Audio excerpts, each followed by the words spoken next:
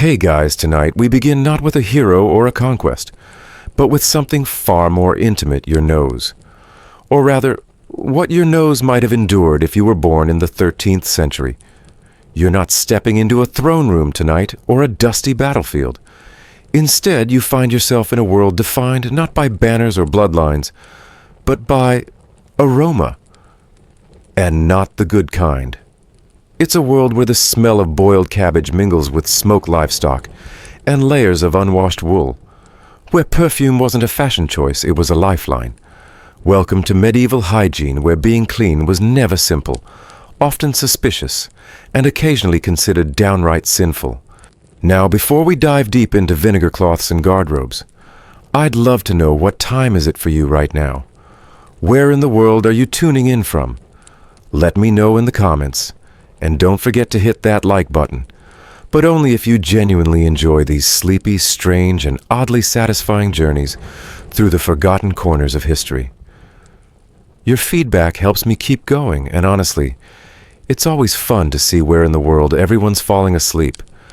So get comfortable. Dim the lights. Let the soft hum of the fans settle into the background. Tonight, you're not just learning about the past. You're stepping into it with your senses wide open. Not just to what people did, but what they lived with, what they feared and what they smelled. Yes, there will be some strange facts. Yes, we'll laugh a little. But in between the chuckles, you might just find a deeper appreciation for that modern miracle called running water. And now, let's begin. Without fanfare, without fragrance, just a slow exhale into the world of medieval hygiene. You walk into a village long before the idea of soap shelves or scented candles existed. The houses are close built with timber and daub their roofs of thatch holding not just heat, but fleas smoke and centuries of accumulated dust. There's a familiar fog in the air, and it isn't just the morning mist. It's the smell of life, earthy, acrid sour, sometimes sharp with ammonia, sometimes dulled by the constant presence of livestock that share the same streets, yards, and even homes as their human counterparts. You inhale through your nose, then reconsider. Maybe mouth breathing is the way to go tonight. It's not that the people are filthy in the way we might flippantly imagine today. In fact, many of them cared deeply about hygiene, just not in the way we define it now. They had no knowledge of bacteria, no concept of microbes. The world was governed by unseen forces, miasmas, humours, divine punishment. The body wasn't a biological machine, it was a vessel of spiritual and social meaning.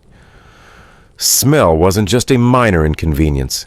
It was a sign of your soul's condition, your social standing, and even your moral worth. So you, the weary medieval villager, didn't ignore cleanliness. You approached it with reverence, caution, and a great deal of superstition. You understood on a gut level that the world was dangerous, that unseen threats surrounded you. So you didn't run toward water. You feared it. A bath could invite illness, open the pores, let the plague seep in through your skin. A hot soak that was practically asking for divine punishment. This wasn't ignorance. This was protection. The idea that bathing was linked to sickness didn't come from nowhere. During repeated waves of plague and fever, people noticed wrongly but understandably that those who bathed more often sometimes died more quickly. In cities like Paris and London, public bathhouses became associated with outbreaks. People who sat together in the same steaming water were suddenly falling ill in clusters. Germ theory didn't exist, but pattern recognition did. The water must be to blame. To be fair, the water often was to blame, but not in the way they thought. With no real system for purifying it, water carried filth from one person to the next. Bathhouses reused water for multiple guests. River water was shared by fish cattle washerwomen and chamber pots. So yes, it was filthy. And in the absence of microscopes, people built stories around what they could see, smell, and feel. Even the church lent a hand in shaping these views. Bathing wasn't condemned outright, but it was cast in a suspicious light. Too much concern with the flesh, especially if it involved warm water and bare skin, could be seen as vanity at best and sinfulness at worst. Cleanliness is next to godliness was not yet a doctrine. In fact, spiritual leaders often encouraged mortification of the body, not beautification. Some saints prided themselves on their filth proof of humility and renunciation of worldly pleasures. But you didn't need to be a saint to skip a bath. You just needed to be practical. Soap was expensive. Water had to be drawn, heated, poured. You couldn't just turn a tap. And unless you were lucky enough to live near a clean stream, even fetching it could be a hazardous journey. You had animals to care for, bread to bake, tools to mend. Hygiene was important, yes, but so were about 50 other things that also determined whether you and your family would eat that week. According to medieval historian Norbert Elias, personal hygiene was deeply tied to social customs and manners more than health. In his influential work, The Civilizing Process, he noted that in the Middle Ages, people focused less on cleaning the body and more on containing it, keeping its emissions and odors private, or at least appropriately managed. That's why clean clothes mattered more than clean skin. You could wear layers of linen and wool, change them often enough, and maintain the appearance of cleanliness, even if your skin hadn't seen soap in months. Still, people weren't oblivious. They noticed when someone stank more than usual. If you were noble, you might douse yourself in rose water or civet perfume to cover up the funk. If you were poor, you might turn to herbs garlic, or nothing at all. But even the poorest families tried. They scraped sweat with wooden paddles, wiped themselves with damp cloths, and used vinegar, or urine, yes, urine, as a cleanser. Ammonia has its uses after all. You were also very aware of the social implications of smell. If you reeked too badly, it could affect your marriage prospects, your place in the community, your employability. So while full-body bathing might have been rare, partial washing was common, hands, face, feet. Especially before meals or religious events. You kept a bowl and a cloth handy and rinsed when you could. Not for medical hygiene, but for dignity. And yes, when you did bathe, it was an ordeal. The tub was wooden, filled one bucket at a time, and used by multiple family members in order of social importance. If you were the youngest, you got the cold, murky leftovers. No bubbles, no privacy. Just the hope that whatever floated in that water wasn't alive. And yet, there was rhythm to it. A structure. You learned the schedule of washing not from a clock, but from the seasons, the feasts, the rituals of your faith. You washed your feet on Thursday. You cleaned your hands before prayer. You wore your best smelling clothes to the market. Cleanliness was a calendar, not a commandment. You also noticed things we might forget, that different kinds of dirt meant different things. A farmer's hands caked in soil weren't dirty, they were honest. A merchant's nails dark with ink suggested industry. Real filth wasn't about appearance. It was about neglect, letting yourself go entirely. That was dangerous. It could be read as a sign of madness, disease, or worse, demonic possession. So even if you didn't scrub your armpits daily, you made sure your hair was braided, your tunic was neat, and your breath was tolerable, sort of. Historians still debate just how widespread bathing actually was. Some sources describe nobles bathing weekly, even daily. Others say once a season was plenty. The truth probably varied widely by region status and weather. A knight might rinse after battle. A nun might clean before communion. A peasant might not bathe until spring thawed the river. But nobody was deliberately wallowing in filth. They were adapting, making do with what they had, which most days wasn't much. And honestly, even in the worst conditions, people found clever ways to cope. Linen undergarments were used like filters, absorbing sweat and keeping outer garments cleaner. Straw bedding was changed often. Windows were opened when possible. People shared folk remedies, rubbing with sage leaves, burning rosemary, placing herbs under bedding. It wasn't science, but it was sincere. So as you close your eyes tonight, try not to judge too harshly. Yes, they smelled. Yes, they scratched. Yes, they feared the bath. But they weren't clueless. They were cautious. They were cautious in a world that often made no sense, where the air might kill you and the stars might curse you. Hygiene wasn't laziness. It was survival. It was ritual. It was belief. And in that way, it was profoundly human. You open your eyes the next morning and walk toward the village well, wooden bucket in hand, and still half asleep. It's cold, biting damp, and quiet. The kind of morning where your breath fogs in front of you, and the dew clings to your boots. Your neighbors are up too, collecting water, or brushing away hay from doorsteps, muttering soft greetings as they pass. But no one is eager to plunge their hands into the bucket, let alone take a full body wash. There's a good reason for that. Here in the medieval world, water is not your ally. In fact, it might be your most dangerous companion. It's easy to assume that people didn't wash, simply because they didn't care or because they were lazy. But the truth was much more complicated and deeply rooted in fear, observation, and theology. To you, water isn't just wet. It's unpredictable, invisible in its threats, and suspiciously powerful. Especially hot water. You've heard the stories of people who took a long soak and fell ill days later. Some believe the heat opens up your pores and lets sickness slip in like a thief in the night. Others think spirits or demons can enter through those same pores when the body is left exposed and vulnerable. And if the bathhouse was public, even worse. Who knows what sins or diseases might be lingering in that tepid water? In your world, cleanliness is never simply about soap and water. It's about safety, morality, and balance. According to prevailing medieval medical theory, the body is governed by 4 humors: blood phlegm, black bile, and yellow bile. These must be kept in equilibrium. Overheat the body with too many baths or steamy environments, and you risk tipping that balance. This wasn't superstition. It was the dominant medical logic of the day. As odd as it sounds now, it guided treatments, diets, and hygiene practices across centuries of European life. Water's ability to wash away dirt was acknowledged, of course, but its ability to wash away health, that was feared. People spoke of bad airs and miasmas, invisible vapors, that crept through cities and countryside, causing disease and decay.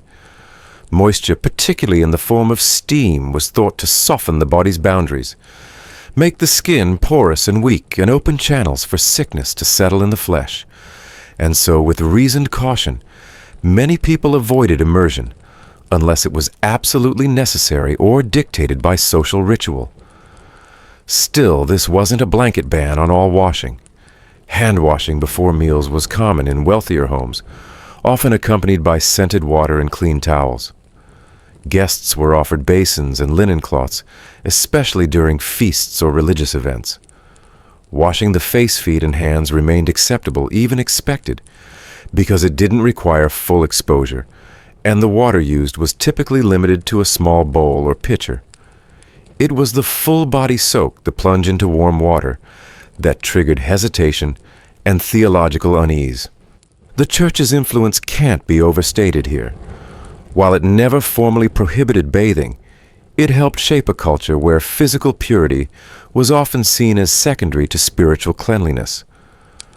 Monastic communities, for example, might schedule just a handful of communal baths per year, often aligned with religious festivals. Saints were venerated, not for their grooming habits, but for their endurance of discomfort. Stories abound of devout monks and hermits who refused to wash at all, wearing lice-ridden hair shirts and reveling in the stink of mortified flesh as evidence of their piety. One often quoted tale is that of St. Thomas Becket, who was said to have worn multiple layers of wool and never changed them. When he was martyred and his body prepared for burial, those removing his clothes discovered swarms of lice beneath. Far from being a scandal, this was interpreted as a testament to his holiness proof that he had denied the pleasures of the flesh in pursuit of higher divine concerns. Cleanliness might be next to godliness today, but back then filth was sometimes seen as godliness in action. But this wasn't a universal mindset. Across Europe, regional and class-based differences shaped how water was used and understood. In southern regions like Italy and Spain, where Roman traditions had lingered longer, and access to cleaner water sources was more common, bathing remained somewhat more accepted. The heat of the climate, combined with legacy aqueduct systems and historical memory, meant that public baths persisted in some form for centuries after they disappeared elsewhere. Still, even in those regions, cultural anxiety around water grew with each plague outbreak. By the late 14th century, as the Black Death ravaged Europe, public opinion had shifted decisively. Bathhouses, once social centers and romantic rendezvous spots, were now seen as breeding grounds for disease. The combination of shared water nudity and moral ambiguity made them prime targets for church reformers and public health crackdowns alike. In many cities, bathhouses were shut down altogether. In others, they were segregated by gender, heavily regulated or taxed into oblivion. That didn't mean people stopped washing altogether. It just meant they adapted. You, like many others, might rely on partial cleaning methods, dabbling with a damp cloth, using herbal rinses, or rubbing your skin with coarse linen to remove grime. If you were lucky enough to afford it, you might add vinegar or wine to your wash water. These weren't just for the scent, they were believed to purify, protect, and even repel disease. Vinegar in particular was a trusted ally used for cleaning wounds, surfaces, and skin. It stung, but it worked at least as far as anyone could tell. Of course, none of this protected you from every illness, but it gave you a sense of agency, of doing something. In a world where so little was understood about disease, taking control of the body through ritual and routine was comforting. You might not know what a germ was, but you knew the rhythm of cleaning your hands before prayer, or rinsing your face on festival days. These habits weren't about hygiene as we define it. They were about community rhythm and faith. And it wasn't all gloom and paranoia. Some days the river was warm, the air still, and you joined your neighbors for a splash. Children laughing, women wringing out their hair, the splash of bare feet on smooth stone. These moments were less about purification and more about life. About feeling refreshed after a long day in the fields, or simply cooling off in the summer heat. Even in an age of fear, joy found its way into the water. Historians still argue whether medieval people truly feared bathing, or whether this fear was amplified in certain eras, regions, or classes. Some argue that much of what we believe today is shaped by the 19th century's tendency to romanticize or ridicule the Middle Ages. Others suggest that public health reforms during the Renaissance and Enlightenment made earlier hygiene practices seem barbaric in retrospect, though they were rational for their time. The evidence is fragmentary, scattered across religious texts, medical treatises, and the rare diary or record of daily life. What we do know is this water was never just water. It was symbol, threat, and salvation all at once. It could carry disease, baptize the soul, or quench a drought. It flowed through medieval life as both a necessity and a mystery. And so, like everything else, it was approached with caution, reverence, and ritual.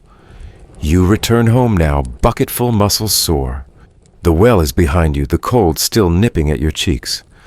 And as you pour the water into a basin to warm by the fire, you don't prepare for a bath. No, not tonight. Maybe tomorrow. Maybe after Mass. Maybe when the wind shifts and the air feels less haunted. For now, you will wipe your hands, rinse your feet, and thank the saints that you've made it through another day unbathed and alive. You rise with the light filtering through a narrow wooden shutter, the straw-stuffed mattress crackling faintly beneath you. It's a new day, and like most days, it begins not with a splash of water or a steamy bath, but with a cloth. A modest square of linen, perhaps faintly scented with rosemary, or steeped in vinegar the night before, sits folded neatly on a stool beside the hearth. You don't bathe, you buff. This is your dry cleaning routine. Not the kind that involves industrial solvents and plastic-wrapped suits, but the medieval kind, improvised, methodical, and surprisingly elegant in its own strange way. You dip the cloth into a bowl of warm water, boiled first to keep the spirits away, or at least the floating bits of hay and grime. A dash of vinegar sharpens the scent, anointing your cleaning ritual with a sting of acidity. No suds, no sponge. Just you and the simple goal of appearing presentable, if not exactly fresh. This method, sometimes called dry bathing, was common across all classes. Though the elite could afford luxurious scented waters and finer cloths, the concept remained largely the same, dabbing the face, neck, underarms, and hands in a careful, strategic sequence. You didn't scrub. You gently pressed as if removing a stain from parchment or dusting off an heirloom. Your body was not to be attacked. It was to be preserved, maintained, presented. Soap, when used, was rare and harsh. Made from animal fat and lye, it could be rough on the skin, often reserved for laundry, or greasy hands rather than full-body cleansing. Unless you were extraordinarily wealthy and could access softer olive oil-based soaps imported from the Islamic world, you used it sparingly. Most days, water and cloth sufficed, and if you didn't have vinegar, herbs would do. Sage thyme and lavender weren't just aromatic, they were believed to purify, protect, and spiritually ward off pestilence. You might even keep bundles of dried rosemary or mint by the hearth, not to cook with, but to crumble into warm water for your cloth. The scent was reassuring an olfactory ritual as much as a cleansing one, and when that wasn't enough, you might turn to something stronger, rubbing your skin with coarse linen to slough off sweat and dead skin, even if it reddened your arms or stung under the sun. In noble homes, servants often performed this task, dabbing their masters with great care and a hint of reluctance. To be a bath attendant was both an honor and a burden requiring discretion, patience, and occasionally a strong stomach. In monasteries, novices might help elder monks with similar routines, each gesture infused with humility and a kind of reverent awkwardness. Cleansing wasn't just about hygiene, it was about service, submission, and modesty. And yet even among peasants, the practice was common. You didn't need finery to keep up appearances. A basin, a cloth, a pinch of herbs. These tools were available to almost everyone. You learned to keep them in rotation, letting one cloth dry while another soaked. If you were truly ambitious, you might stitch little loops into the corners for easier wringing. Innovation came not in leaps, but in small, practical touches. This method of spot washing wasn't just practical, it was culturally sanctioned. It allowed you to stay clean within the bounds of modesty, piety, and practicality. Full nudity, even in private, was often seen as indulgent, even dangerous. But careful dabbing with a cloth in hand, and decency preserved, that was hygiene with decorum. Mainstream historical records back this up. In his 12th century medical treatise, De Ornatu Mulierum Trotula of Salerno, a female physician whose texts were widely read across Europe, recommended warm cloths infused with herbal tinctures for daily skincare. She emphasized not only their cleansing effects, but their role in maintaining the skin's softness and youth. Even by medieval standards, the goal wasn't just to be clean, it was to be socially and spiritually appropriate. Still, you had to be selective. You didn't wash everything every day. That would be wasteful, time-consuming, potentially risky. Instead, you focused on what mattered: your face, your hands, your feet, sometimes your chest or armpits if the weather was warm, and your labor intense. The rest covered by linen, buffered by layers of clothing, hidden from view and judgment. Those layers played a key role. Linen undergarments worn beneath woolen tunics absorbed sweat and oils. The outer layers stayed cleaner longer. By changing and washing your linen more often than your wool, you could maintain the illusion of freshness. And indeed, this practice was widespread. Archaeological finds and preserved wills show that even modest households owned multiple sets of linen for this very purpose. But of course, this routine couldn't erase all signs of labor. After a long day in the fields or the market, your skin would be coated in dust and sun, your hair tangled from the wind, and your nails darkened by whatever you had touched. You weren't aiming for polish. You were aiming for composure, a kind of cleanliness that balanced effort and humility. Still, there were outliers, those who took things further. Wealthy merchants' knights returning from campaign, or brides preparing for a wedding, might commission full-body cleaning sessions. Heated water would be drawn and poured into wooden tubs lined with cloth or straw. The room might be perfumed with crushed herbs, and music played to calm the nerves. Attendants scrubbed limbs with soft cloths, rinsed hair with rose water, and combed out lice with fine-toothed ivory tools. It was a spa day, medieval style, and rare enough to be remembered. Quirkier still were the herbal steam treatments used by some midwives and healers. A woman might sit over a heated pot of steaming herbs, cloaked in a heavy cloth, inhaling the vapors for spiritual and physical purification. These steam baths were sometimes used to treat illness, but also as part of postpartum care or preparation for major life events. The line between medicine, hygiene, and magic was porous and often fragrant. Historians still argue whether these practices were widespread or exceptional. Some suggest they were limited to certain regions or classes. Others argue that because these rituals were often private, they left little trace in official records. But folklore poetry and medical texts hint at their broader existence. What's clear is that for many medieval people, dry cleaning wasn't a shortcut. It was the norm. You finish your morning routine, now the cloth hanging damp by the window, the basin cooling on the floor. You feel lighter. Not clean in the modern sense, perhaps, but composed, presentable, ready to face the world without offending anyone's nose too severely. And in a society where perception was everything that was enough, there's a strange elegance to it, this methodical ritual of cloth and water. It reminds you that cleanliness isn't always about being scrubbed raw. Sometimes it's about care, about mindfulness, about using what you have wisely, gently, consistently. It's about maintaining dignity in a world where filth was often inevitable, and hot water a distant luxury. So the next time someone suggests that medieval people were dirty, think of your linen cloth folded and warm. Think of the rosemary steaming gently on the hearth. And think of all the ways people throughout history have found to remain clean, not just in body but in spirit. You run your fingers through your hair and wince. The tangles are stubborn, knotted with dust and the sweat of labor. You reach for your comb, if you're lucky it's made from wood or horn, its teeth worn smooth from use. If not, maybe you use your fingers gently teasing out the strands with care. In the world you live in, hair isn't just an accessory. It's a battleground, a place where cleanliness is measured in pain tolerance and herbal improvisation. Hair care in the Middle Ages was less about style and more about survival. Your scalp is home not just to hair but to an entire community of uninvited guests, lice, fleas, and sometimes even mites. They don't just live in your bedding or your clothes. They thrive in the warmth of your scalp, laying eggs and creating a steady cycle of itch and irritation. So the morning hair routine isn't casual. It's warfare. You start with the combing, not just to detangle, but to rake through the roots in search of louse eggs.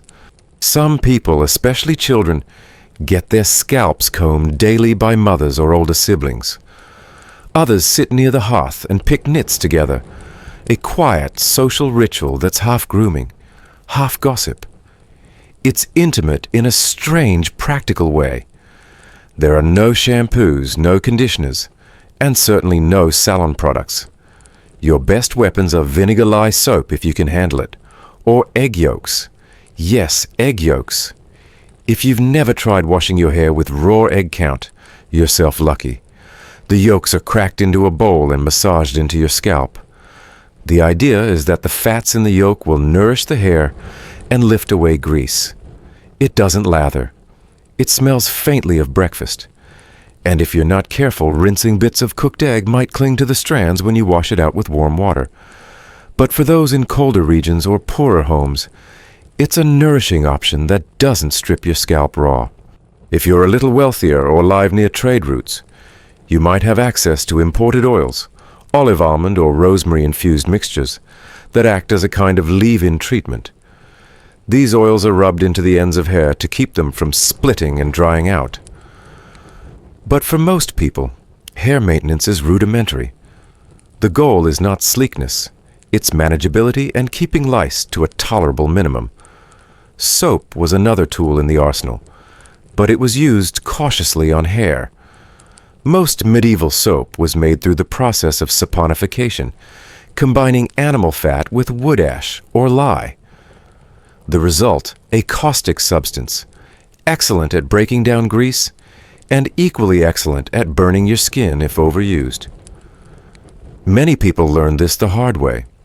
As a result, soap was usually reserved for tough skin hands, feet, maybe the back of the neck after a long day in the fields, not for the sensitive scalp. Those who used it on their heads either diluted it or braced for the sting. One mainstream historical source, the Tarquinum Sanitatis, a medieval health handbook compiled from earlier Arabic texts, provides insights into the care of the body.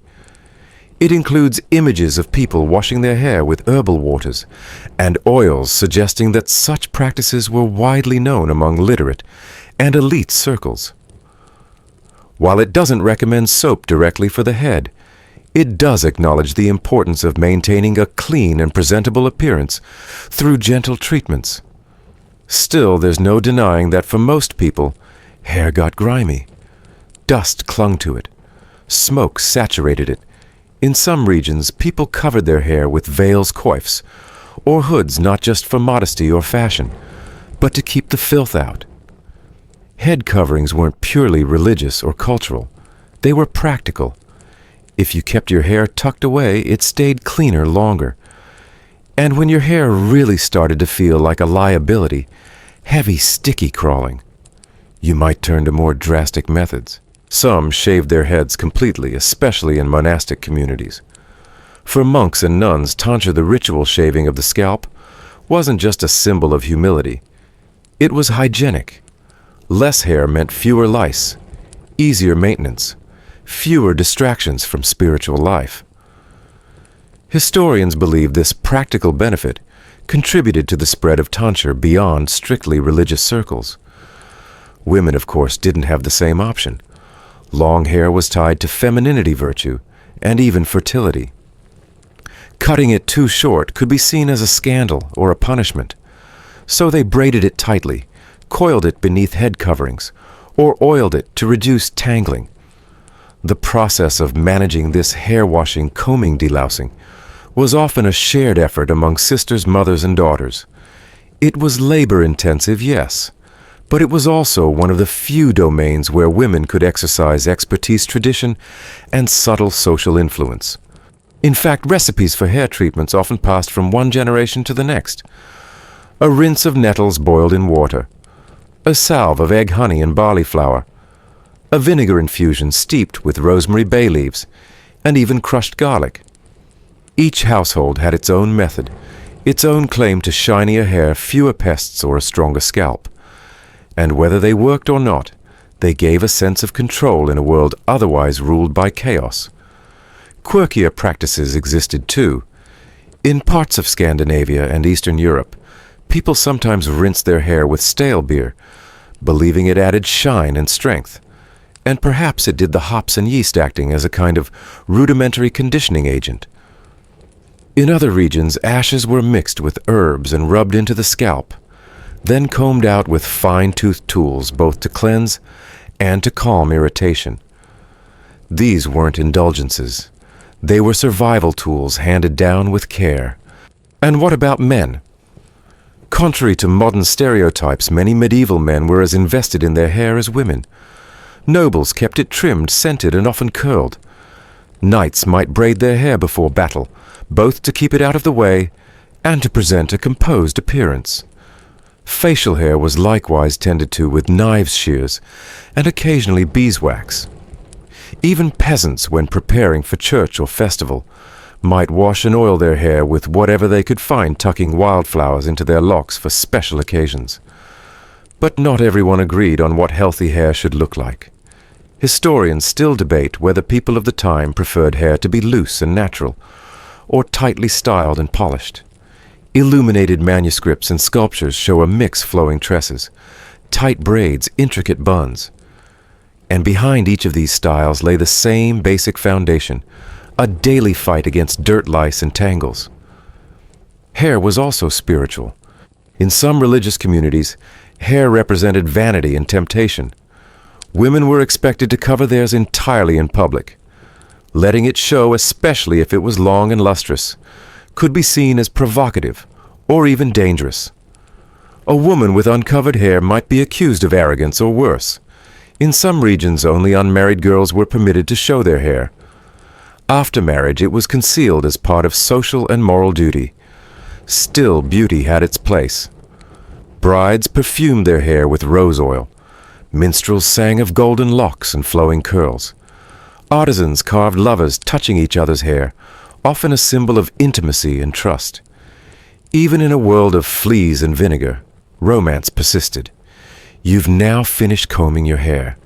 A few strands lie curled in your lap, maybe a louse or two squashed between your thumb and forefinger.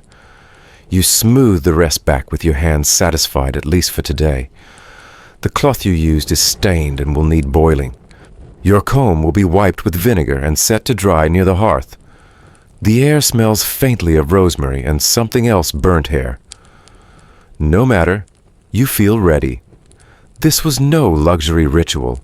It was a daily act of self-preservation, a way to protect your scalp, maintain your dignity, and keep your place in the delicate ecosystem of medieval life. For all the hardship, all the lack of modern comforts, you had a system, a method, a rhythm to care for yourself in a world that rarely paused long enough for comfort. So tonight, when you rest your head, remember the quiet victory of your morning grooming. It may not have made you glamorous, but it made you human. And in a world crawling with uncertainty, sometimes literally, that counted for everything. You're sitting in the corner of your home now, close to the fire, chewing thoughtfully on a small seed. It's fennel, or maybe anise, something fragrant enough to chase away the stale taste in your mouth and the lingering odor of salted herring from yesterday's meal. You're not just snacking, you're cleaning. Because in your world there is no toothbrush, no toothpaste, and no three-step dental hygiene routine. There is only what you can chew, what you can rinse, and what you can stomach. Welcome to the medieval mouth, where hygiene tastes as strange as it sounds. Your day might begin with a quick rinse, not with minty freshness, but with vinegar wine or salt water. These liquids weren't picked for comfort or flavor, but for their astringent cleansing qualities. Vinegar in particular was believed to purify not just wounds and skin, but breath and gums. If you were of a higher class or living in a port city with access to goods from abroad, you might even rinse with rose water or myrrh water-scented liquids that doubled as perfumes and antiseptics. It stung a little, but it worked. Or at least you hoped it did. To freshen your breath, you might chew on cloves, cardamom pods, or pieces of licorice root. These spices were prized not just for flavor, but for their supposed ability to cleanse the blood, stimulate digestion, and of course keep your mouth from smelling like the inside of a fish barrel. Fennel seeds were especially popular, easy to grow, easy to carry, and potent enough to mask the odor of last night's onions. The idea of bad breath existed, and it mattered not just for romantic reasons, but for social standing. If your breath was foul, it could be interpreted as a sign of internal imbalance, moral decay, or even demonic presence. Now what about teeth? You didn't have a toothbrush, but you had sticks. Known as chew sticks, these were thin, fibrous twigs from aromatic or mildly abrasive plants. You chewed one end until it frayed, then used the softened fibers to scrub your teeth and gums. It wasn't elegant, but it worked remarkably well. Modern studies of similar practices in parts of Africa and Asia have shown that certain types of twigs, like miswak, are as effective as modern toothbrushes in removing plaque. In medieval Europe, hazelwood, birch, and licorice root were common choices.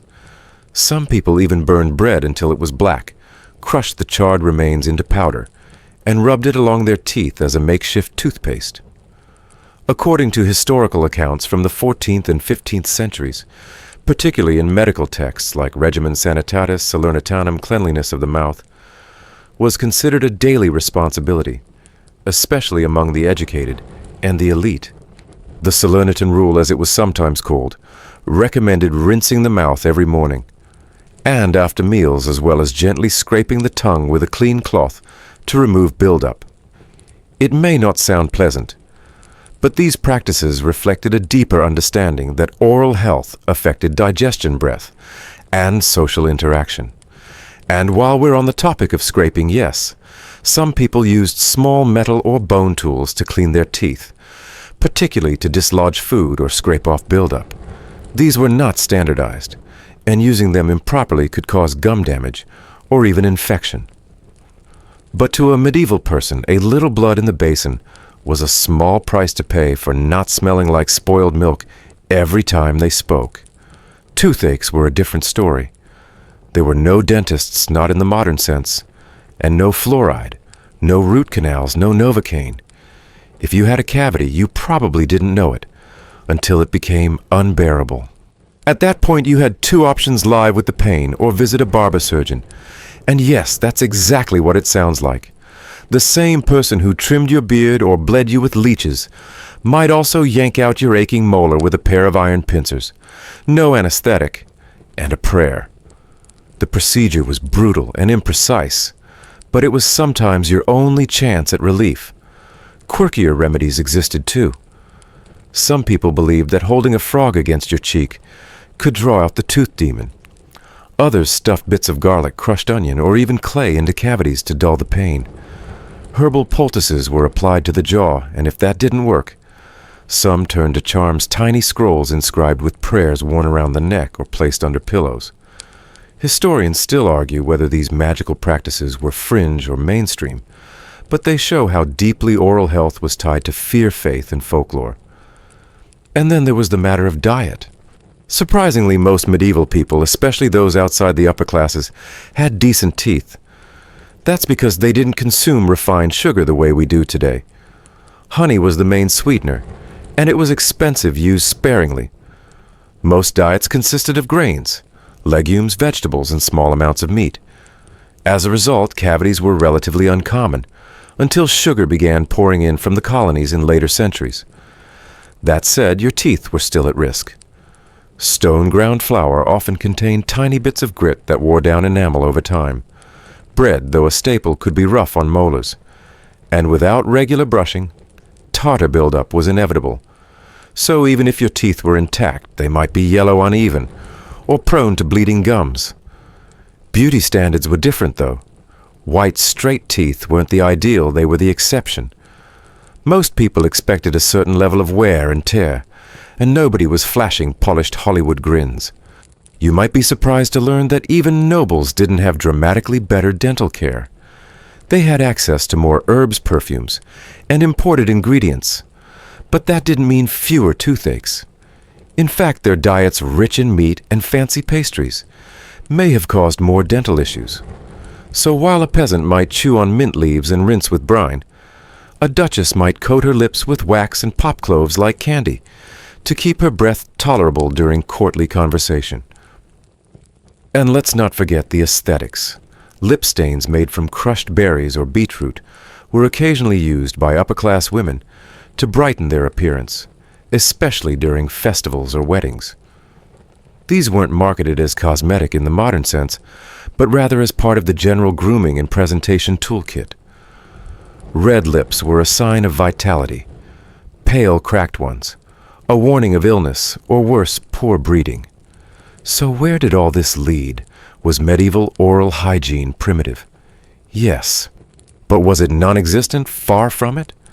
People understood that their mouths were gateways not just to the body, but to society. Bad breath, missing teeth, or swollen gums weren't just inconvenient. They were obstacles to being taken seriously, to finding work, to getting married, to staying in good standing with your community. And though many of these methods were flawed, they came from a genuine desire to stay clean, stay connected, and stay human. whether it was a sprig of mint, a rinse of vinegar, or a twig used like a toothbrush. Each gesture was a small act of dignity, a way of saying, I'm here, I matter, and I'd rather not smell like I've been chewing on old boots. You finish chewing your fennel seed tongue, pressing it to the roof of your mouth until it splits and releases that faint licorice tang. It's not toothpaste, but it will do. Your mouth feels a little cleaner. You'll rinse again before bed, maybe with diluted wine if there's any left from dinner. You run your tongue along your teeth. A bit rough, but still yours. In the dim light of your cottage with the hearth crackling beside you and the scent of herbs hanging in the air, you allow yourself a small smile. In a world without dentists or dental plans, you've managed one more day with all your teeth more or less in breath. That won't scare the goats. That's hygiene success medieval style. The scent hits you before you even open the door. It's thick like boiled cabbage left too long in the pot, layered with the sharpness of smoke-wet wool, and something sour, familiar, human, and inescapable. You pause for a moment, let your eyes adjust to the dim interior of the room and breathe through your mouth. This, you remind yourself, is normal. This is home. And in the medieval world, home smells lived in. But you're not alone in this sensory storm. Everyone you know carries a scent with them, an invisible aura made of sweat fabric and the fermentation of daily life. Hygiene here isn't just about staying clean. It's about managing the impossible, the unavoidable layers of odor that come with being alive, working and wearing the same clothes for days on end. And that's where perfume steps in, not as a luxury, but as a defense. Forget the elegant glass bottles and refined sprays you might picture today. Medieval perfume was often homemade, rudimentary, and strong. If you were wealthy, you might own small flasks of rose oil imported from the Islamic world, or civet-based mixtures created by apothecaries. Civet, of course, being a musky substance, extracted from the rear end of a small cat-like animal, harvested with equal parts effort and discomfort, at least for the civet. Mixed with flower oils or wine and stored in wax-sealed containers, these perfumes didn't so much replace your scent as battle it. You didn't dab it daintily behind your ears. You soaked cloths and tucked them into sleeves. You anointed your head covering or scarf. Some even waved perfumed fans or handkerchiefs in front of them, as they walked, creating a portable bubble of bearable air. Perfume was practical. It wasn't to impress, it was to survive. But that was only for those who could afford such measures. For most people, the scents of the day had to be masked with simpler means. Bundles of herbs, crushed lavender mint rubbed into the neck. In fact, it wasn't uncommon to find small pouches of dried flowers and rosemary pinned to clothing or worn on belts. These scent sachets weren't decorative. They were strategic. When the streets smelled of sewage and livestock, when you were crammed shoulder to shoulder in a market or a church, you'd press the pouch to your face and breathe in through the lavender. Some historians suggest that such habits weren't only about comfort. They were also linked to the prevailing belief in miasma theory, the idea that disease traveled through foul air. Carrying a sachet wasn't just about masking a bad smell. It was about protection. If you could overpower the stench of death and decay, you might avoid its influence altogether. Fragrance became a form of medical defense. And then there were the environmental smells. Your home was lit by tallow candles, rendered animal fat which burned with a heavy, greasy aroma. Your clothes, made of wool and rarely washed, retained the essence of every meal, every smoky night, every rainy walk through the mud. Your food, when warm, released scents of onions, garlic, turnips, and salted meat. Your body sweating beneath layers of fabric, added its own note, a sour tang that deepened with time. You lived among animals after all. Pigs, goats, chickens, they were part of your household ecosystem. Their bedding mingled with yours. Their feed was stored beside your own. In towns, animal dung littered the streets mixed with rainwater and ash, sometimes flowing in open drains past your front step. On hot days, it baked into the cobblestones. On cold days, it froze into slippery ridges. Either way, it was always present an ambient note in the music of medieval life. Still, expectations varied. If you were a laborer, a farmer, a tanner, you were expected to smell of your work. No one blinked twice at the scent of hay manure or blood. But if you entered a church or approached the manor hall, you were expected to at least make an effort. A clean tunic, hair combed, maybe a sprig of thyme tucked into your collar. It wasn't about vanity. It was about respect. Nobles, by contrast, went to far greater lengths. They perfumed their gloves, their bed linens, even their pets. A visiting diplomat might be greeted not just with food and song, but with perfumed water to wash his hands and scented cloths to refresh his face. A lady might burn rose petals in her chamber to impress a suitor or to make her surroundings tolerable during illness. Apothecaries sold perfumes by weight, and some recipes included ingredients like musk, saffron, ambergris, and spikenard luxuries, traded from distant lands and priced accordingly. Yet even these concoctions couldn't erase everything. The human body, after all, is insistent. You might mask your scent for a while, but eventually the sweat would return. The wool would soak it in, and so perfume became less about transformation and more about negotiation, a way of striking a truce with your own biology. Historians have uncovered detailed perfume recipes in manuscripts from the 13th and 14th centuries, many of which reflect knowledge brought through cultural exchange with the Middle East. In the famed Book of Secrets, attributed to the mysterious Pater Jacobus, we find descriptions of distilling rosewater, mixing herbal oils, and even creating hand sanitizing balms with aloes and spices. These texts weren't just curiosities. They were instructional manuals for maintaining dignity through scent. Still, such knowledge didn't trickle down easily. Most peasants relied on local remedies. Burn sage in your home to cleanse the air. Rub crushed mint on your wrists before Mass. Chew on juniper berries to sweeten the breath. And if all else failed, hold a sprig of pine under your nose and hope for the best. Of course, there were moments when the stink was simply inescapable. At crowded feasts, the smell of roasting meat battled with that of sweating bodies. During long winter nights when windows stayed shut and layers piled high, the air grew dense with smoke mildew and humanity.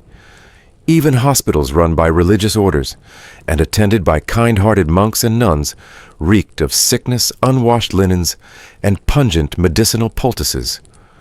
Quirkier still were the rituals surrounding scent and death. When someone died, their body was often washed with scented water, then surrounded by herbs to mask decomposition until burial.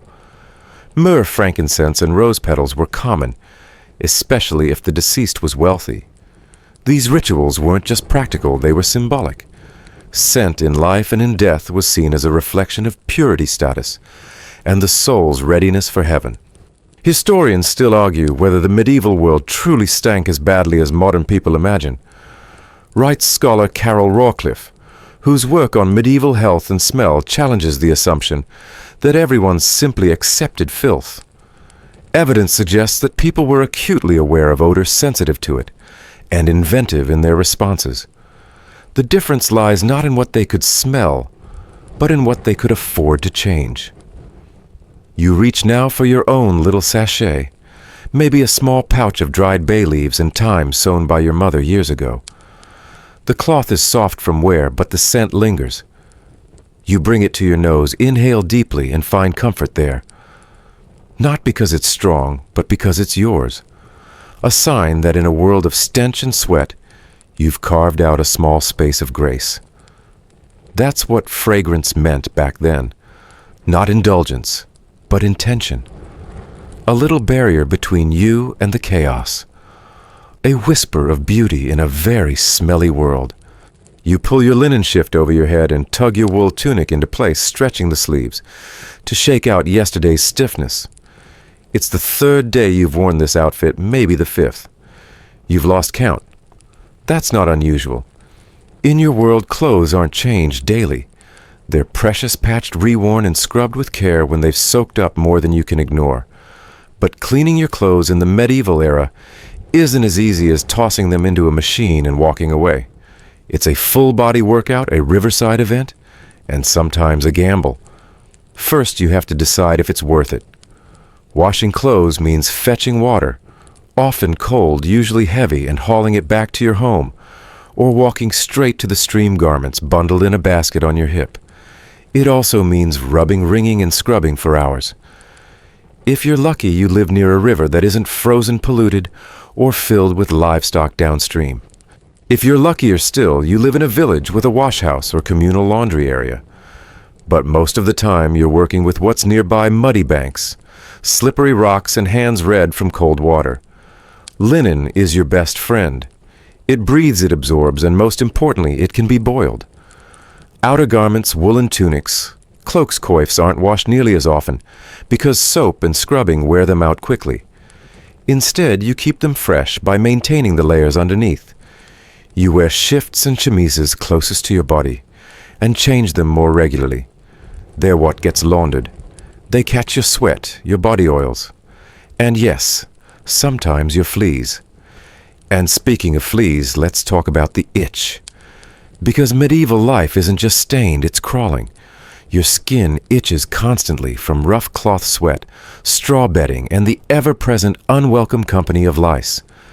You've gotten used to it. Everyone has. You scratch discreetly when you can.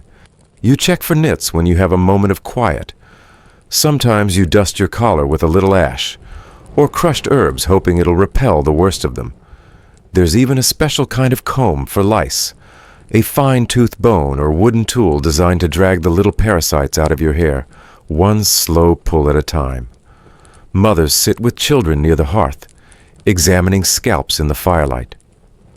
Lovers might lean in close, inspecting one another's hairline with quiet intimacy. It's not romantic exactly, but it's care. And in a world where most people carry some form of louse or flea, it's also communal survival. But even lice have their hierarchy. Head lice are annoying, body lice worse. These little beasts nest in the seams of clothing, especially linen, and lay eggs in the folds. They come out at night, crawling across skin in the dark, biting and burrowing. If you've never had a night ruined by the creeping sensation of dozens of six-legged stowaways waking up on your chest, then you don't know medieval discomfort. Still, you fight back. You boil your linen when you can, dropping it into scalding pots over the fire, watching the steam rise as if casting out demons.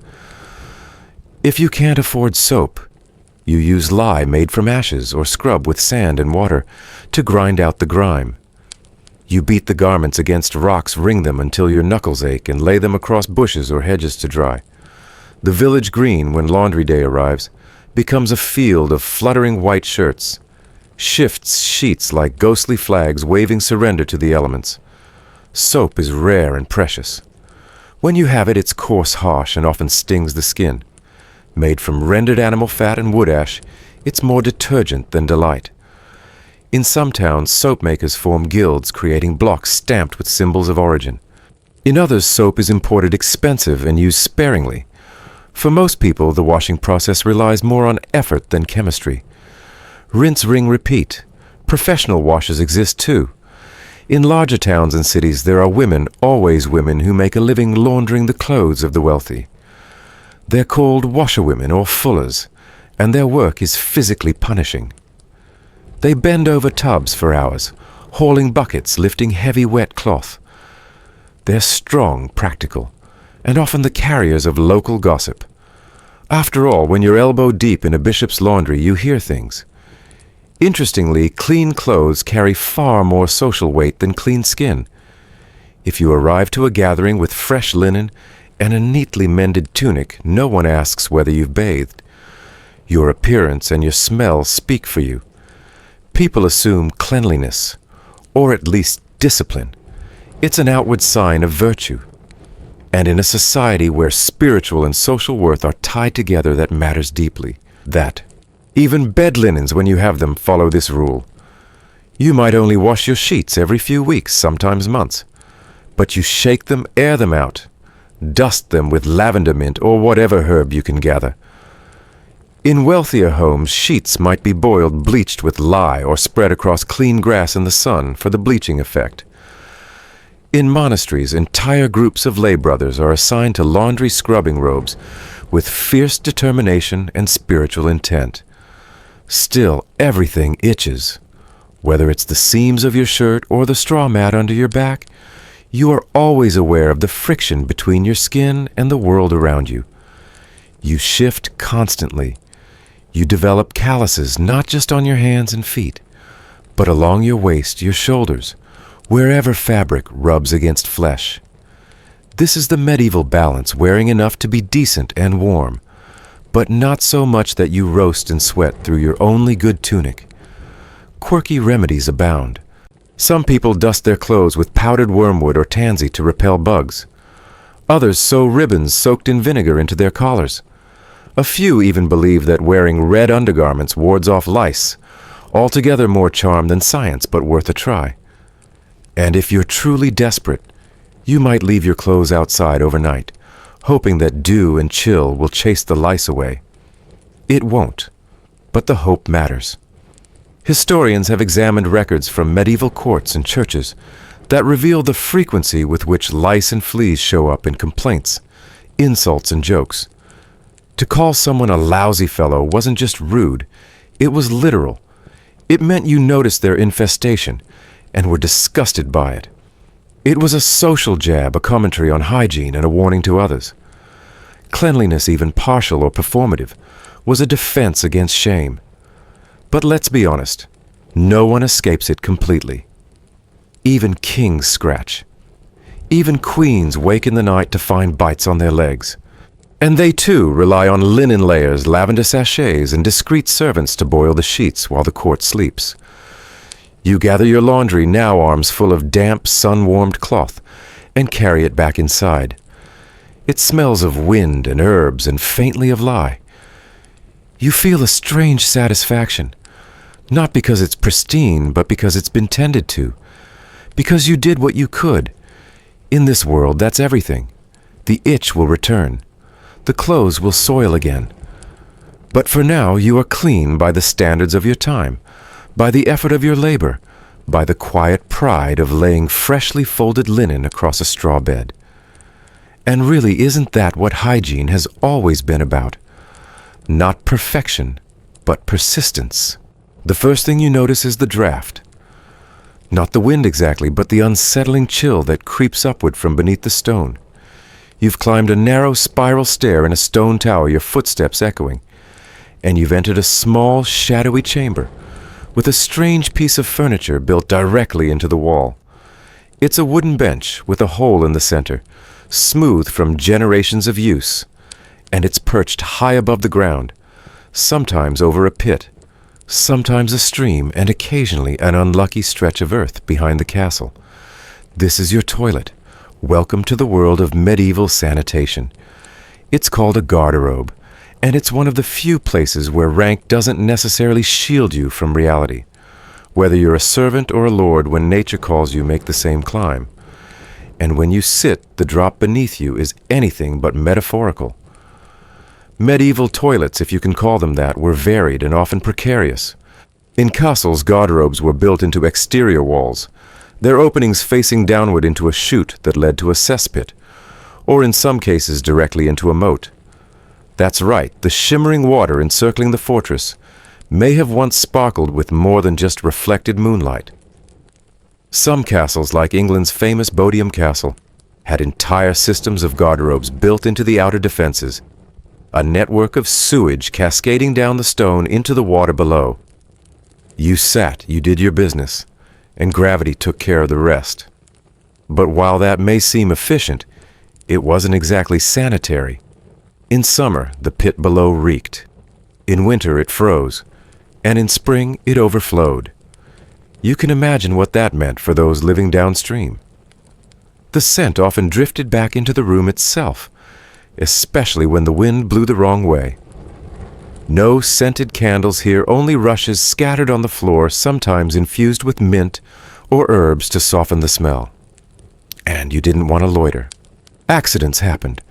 There are reports not common but memorable of people falling into garderobe pits, either by misstep or malicious push. Death by dung is rare, but in the medieval world, not impossible. Outside the castles and monasteries, things weren't much better. In peasant villages, chamber pots were the norm, ceramic, or wooden bowls used at night, and emptied each morning. The contents were often tossed into the street, or a designated waste pit. In towns, whole alleys were unofficially designated for this kind of waste disposal, and the term night soil emerged to describe the grim substance that piled up overnight. If you were unlucky enough to walk by during the morning toss, you learned quickly to hug the walls and watch the windows. To maintain some control, cities eventually passed ordinances regulating waste disposal. In 14th century Paris, residents were required to shout warnings, garde à l'eau, before dumping chamber pots from upper windows. That phrase over time evolved into the English garde-à-l'eau, a warning cry still remembered by historians and language nerds alike. If you didn't move quickly, you got a medieval shower one no amount of perfume could fix. Communal latrines existed in some towns, especially near markets or ports, but they weren't always maintained. Wealthier citizens might have private facilities, often built behind the home or adjacent to stables. These consisted of simple wooden seats over pits cleaned occasionally by hired gong farmers, sanitation workers who manually shoveled out human waste and carted it beyond city limits. Gong farmers were paid well, but their work was dangerous and deeply stigmatized. The ammonia fumes, methane buildup, and occasional collapses of poorly maintained pits made it a high-risk job for a population that already had more than enough risks to deal with. In monasteries, sanitation was taken more seriously. The Cistercian order, for example, designed elaborate waste channels and water systems using gravity and aqueduct-like features to carry sewage away from dormitories and kitchens. Their reredaughters, long rows of toilets situated above water channels, represent some of the most advanced medieval sanitation systems ever discovered. These weren't just about comfort. They were about spiritual cleanliness and communal discipline. A clean cloister, after all, reflected a clean soul. And yet, even with these systems, hygiene was a constant challenge. Latrines attracted flies, rodents, and disease. The smell alone could turn stomachs. In some places, latrines were shared by dozens of people, their use staggered by time or rank. There were no toilet rolls, no hand soap, no flush. You cleaned yourself with moss cloth scraps, or if you were lucky, soft leaves. In the cold months, even that could be a brutal experience. People learned to be creative. Moss was gathered in summer and dried for use in winter. Sand and smooth stones served as makeshift wipes. In desert regions, certain kinds of brittle wood were used. In northern Europe, hay or straw might line the privy to help absorb moisture and odor. Nothing was ideal, but everything had a purpose. Quirky regional customs developed too. In some places, latrines were built directly over pigsties, letting the animals take care of what dropped down. Others built them beside ash heaps or dung hills, allowing for periodic harvesting of combustible materials for use in farming. Yes, that's right. Human waste was sometimes returned to the soil, part of the endless cycle of sustenance and survival. Not every field you passed was fertilized with manure alone. Historians still argue whether sanitation really improved much between Roman times and the late medieval period. Some believe the fall of Rome led to a significant loss in public infrastructure, baths, sewers, aqueducts. Others suggest that small innovations continued quietly scattered across monasteries and rural estates. But what's certain is that by the 15th century, the growing awareness of sanitation, its challenges and implications had begun to shape city planning, building design, and public health discussions in ways that would carry into the Renaissance. Still, the daily reality remained harsh. If you had to go in the middle of the night, you used a chamber pot. If you were a traveler on the road, you found a ditch or grove.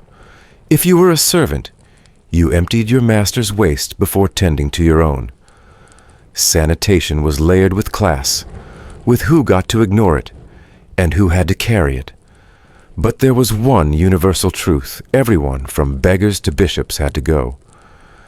And in that small, smelly moment, the great equalizer of humanity revealed itself.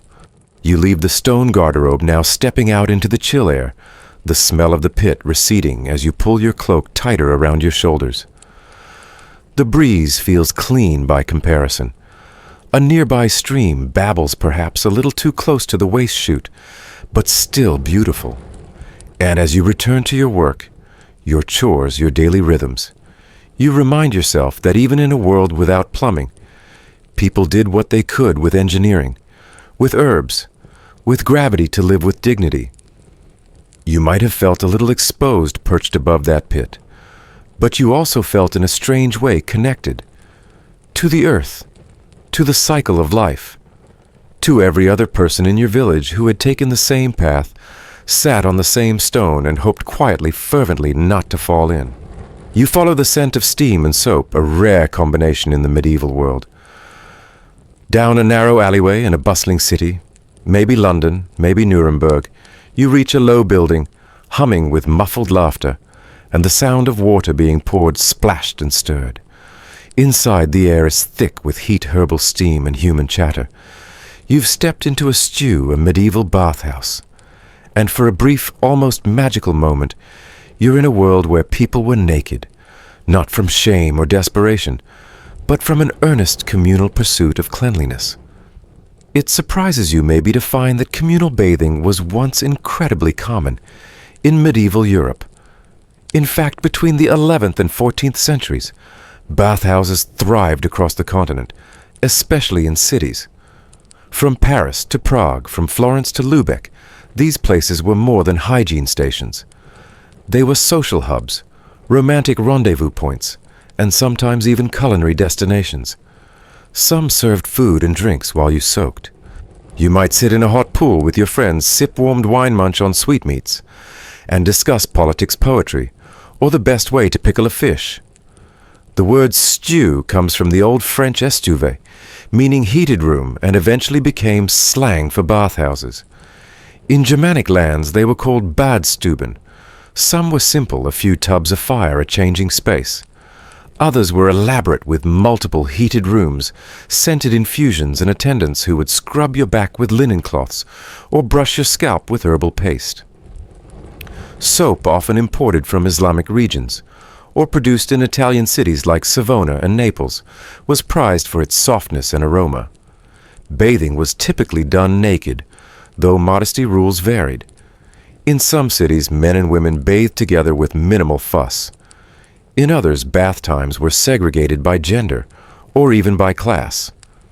And despite the occasional mingling of bodies beneath warm water, most bathhouses were not brothels, at least not officially. Many were run by respectable guilds staffed by trained bathhouse attendants, and visited by everyone from merchants to midwives.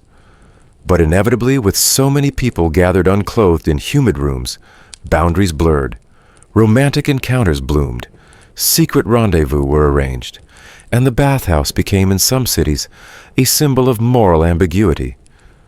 Not necessarily vice, but potential for it. You weren't expected to misbehave, but you also weren't entirely innocent, just for soaking in warm water with your neighbor's apprentice. As bathhouses rose in popularity, so too did scrutiny from the church.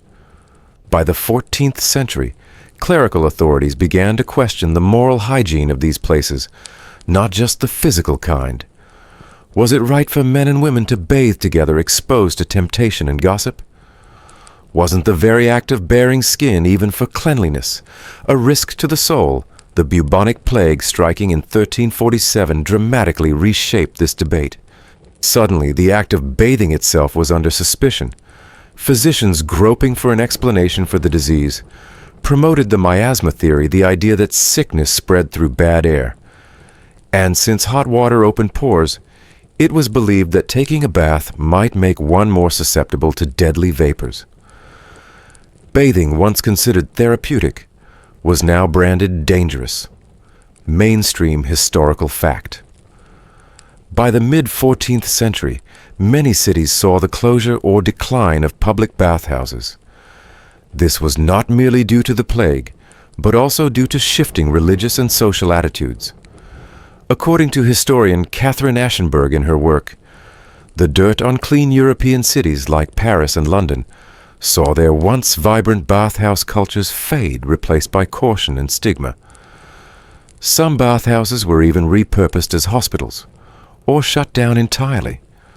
Not all authorities agreed. Some physicians defended the benefits of warm bathing, citing ancient texts from Galen and Hippocrates. And bathhouse culture remained stronger in southern Europe and the Islamic world, where the hammam tradition flourished for centuries longer. But in the north, public bathing became fraught with suspicion. Historians still argue whether the church was truly the primary force behind the bathhouse decline, or whether the fear of contagion and the rise of private hygiene habits played a greater role. It's possible that sermons warning against lust merely echoed anxieties people already felt. But what's clear is that the communal bathhouse, once a pillar of urban life, began to disappear. By the 15th century, those who continued to bathe publicly were seen as eccentric or dangerously modern. In some towns, bathhouses became associated with foreignness sin or even heresy. There are records of reformers in the early Protestant movements, condemning bathhouses as dens of indulgence. Cleanliness, ironically, had become controversial, but even as the public bath fell out of favor, private bathing rituals quietly persisted. Wealthy nobles constructed bathing chambers within their homes, small heated rooms with portable tubs, herbs, and scented cloths. Water was carried in by servants, heated in large kettles over open flames, and poured carefully to avoid spills. Bathing became a luxury, a performance of status, and no longer a community event. The poor adapted in their own way. While they lacked dedicated spaces, they bathed in rivers, ponds, or makeshift tubs, often only during special occasions or religious festivals. Springtime was a common moment for cleaning up before Easter. Weddings, feast days, or visits from high-ranking officials might prompt an extra wash, but regular weekly bathing, that was gone for many, replaced by spot cleaning and a reliance on perfume linen shifts and sheer endurance. Quirky historical tidbit. In some parts of medieval Germany, bathhouses were used not just for cleansing the body, but also for performing minor surgeries and bloodletting. Barbers would rent space in a bathhouse to lance boils or bleed customers in a warm, humid environment that was by the standards of the day thought to reduce pain. So yes, you might have gone in for a foot soak and left with a leech on your arm. Despite the decline, echoes of the bathhouse culture lived on. Phrases like to stew together lingered in English, hinting at more than just shared heat. And even today, the idea of the communal bath remains alive in Turkish hammams, Japanese onsens, and Finnish saunas, descendants of a once vibrant European tradition that the Middle Ages for a time cherished and then forgot. As you step back into the cool night, leaving the bathhouse behind, your skin tingles with heat and the subtle scent of lavender. You feel lighter not just from the warmth, but from the conversation, the laughter, the momentary closeness of shared humanity. Even in a world of fleas, filth, and fear, there were places like this where people gathered not to fight or preach, but simply to scrub, soak, and remember what it meant to feel alive. The door closes behind you, and the steam fades into the night air. And you realize hygiene in the medieval world wasn't just about staying clean. It was about holding on to small comforts, moments of dignity, and a sense that even in a harsh, suspicious age, some rituals like bathing could still bring joy. You wake the next morning with your straw-filled mattress creaking beneath you and a draft slipping through the timber cracks. You stretch, scratch an itch that's likely more flea than fatigue, and yawn already grateful if you've had even one bath this year. Because in this world, filth wasn't just tolerated, it was celebrated. To be dirty wasn't just normal, it could even be holy. That's right. In the Middle Ages, there were people who believed that avoiding bathing altogether brought them closer to God. Enter the world of medieval sainthood, where purity of the soul mattered far more than the cleanliness of the body. The saints of this era didn't just turn the other cheek. They turned away from tubs, basins, and water entirely. To bathe, some believed, was to risk not only your health, but your spiritual virtue. Take Saint Agnes of Rome, for example. Though she lived in the 4th century, her example was praised and retold in medieval texts. She was famous not for her hygiene, but for her chastity and her refusal to bathe in Roman baths refusals, which were seen as signs of piety and defiance in a corrupt world. Closer to the high medieval period, consider Saint Godric of Finchal, a hermit and merchant turned mystic who lived in a forest hut in Northumbria during the 12th century. Godric reportedly avoided bathing for years. His biographer, Reginald of Durham, who clearly admired his subject, wrote that Godric's long, unwashed hair and odor were not shameful but sacred. The stink was a shield against vanity and sin, mainstream historical fact. According to the holy greyhound Ginfort Healer of Children, since the 13th century by Jean-Claude Schmitt, many saints' biographies called hagiographies were filled with praise for those who avoided worldly comforts, like clean clothes, warm beds, and regular washing. To medieval minds shaped by monastic ideals, bodily filth was a badge of spiritual honor. Dirt wasn't decay, it was discipline. If that sounds odd to you, remember the medieval worldview was deeply dualistic. The body was a frail, sinful shell. The soul was eternal. So anything that pampered the body, even hygiene, was a potential indulgence. Many saints, especially women, were admired for mortifying the flesh. Saint Lutgardis of Aviers refused to look at her own reflection. Saint Margaret of Cortona slept in a ditch. Saint Catherine of Siena wore a spiked belt under her clothes and only washed when commanded by others. You might imagine them as devout rebel spiritual minimalists in an age of worldly temptation. And while some genuinely believed in the divine benefits of grime, others simply saw no alternative. Water was scarce, especially clean water. Soap was expensive, and privacy laughable. To bathe meant exposure physical, and perhaps even moral. Quirky historical tidbit. There are records of saints whose bodies were said to emit a sweet fragrance, even after death, despite not having bathed for decades. This scent, called odor of sanctity, was believed to be divine proof of their holiness. Modern scholars suspect it had more to do with myths than microbiology, but in the 13th century it was gospel. In monasteries, the tension between hygiene and holiness became even more pronounced. Monks were required to bathe occasionally, not for pleasure, but for humility and obedience. The rule of Saint Benedict. The foundational guide for monastic life suggested bathing be limited and modest. A monk could bathe before Easter, or if he was sick, but regular indulgence that bordered on luxury. Still, not all clergy agreed. Some argued that filth distracted from prayer, that fleas and stench could cloud the spirit. There were even monks who broke from the norm and promoted more regular washing, especially those influenced by Arabic medical texts, which emphasized hygiene as part of humoral health. These rare voices, however, were drowned out by the louder chorus of ascetic tradition. Historians still argue whether the so-called filthy saints were truly representative, or merely extreme examples, held up to inspire awe. Some believe the stories were exaggerated, crafted by followers to prove devotion. Others think the saints genuinely lived in filth, seeing it as a form of holy suffering. But regardless of the truth, these stories shaped public attitudes. If saints could stink for salvation, who were you to demand a warm soak? If dirt could be divine, perhaps your lice-infested tunic wasn't shameful but spiritually appropriate. These tales reinforced a cultural idea that to be clean was to risk pride, and to be dirty was to be devout. Women saints faced particular scrutiny.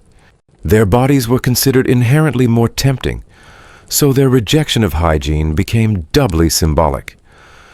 Cleanliness might invite desire. Dirt was armor. Saint Colette of Corbie reportedly refused to wash her feet, even when they bled and cracked, considering the pain a holy sacrifice. And for peasants and laborers who couldn't afford regular baths anyway, these stories offered comfort. If the saints could go without soap, surely the average shepherd could too. The spiritual value of filth gave moral cover to a population that rarely had the means to clean itself. Of course, not everyone was convinced. Secular doctors, when not busy trying to balance humors or apply leeches, often advised occasional washing. They recognized that lice rashes and infections were made worse by neglect. But their voices too were quiet in the shadow of saints, who lived and died in clouds of holy stench. Imagine a medieval chapel now flickering with candlelight, filled with chanting monks and the smell of old wood wax and unwashed bodies. You sit among them listening to stories of martyrs who refused comfort, who walked barefoot through snow, who never touched soap or basin. And you realize cleanliness in this world wasn't next to godliness. Sometimes it was the very opposite. And so you shuffle back to your damp cot, your cloak thick with grime, your skin scented with vinegar and goat fat, and you whisper a prayer of thanks, not for a bath, but for the strength to go another day without one. In a world where saints turn their backs on soap, and sinners might scrub too much, your filth isn't failure, it's a form of faith. Your feet crunch over frosty straw as you rise, slipping into the stiff wool tunic that carries more memory than freshness.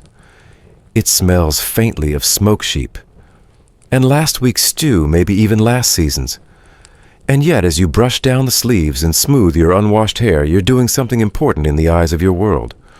You're presenting yourself as clean. Because in medieval society, cleanliness wasn't just about removing dirt, it was a visual performance of virtue.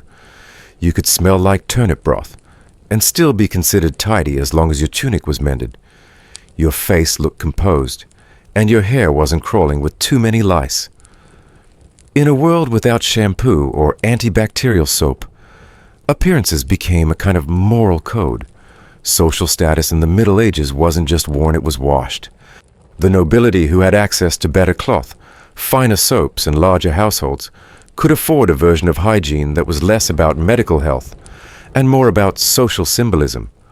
To show up at court with oily hair and torn sleeves could be seen as an insult to the event and to your rank. Conversely, a peasant in a faded but orderly smock might still be seen as decent, as long as they didn't violate communal standards of effort. Mainstream historical fact. In many medieval towns, particularly by the 14th and 15th centuries, laws and ordinances were passed to enforce basic cleanliness, not for public health, but to maintain public order.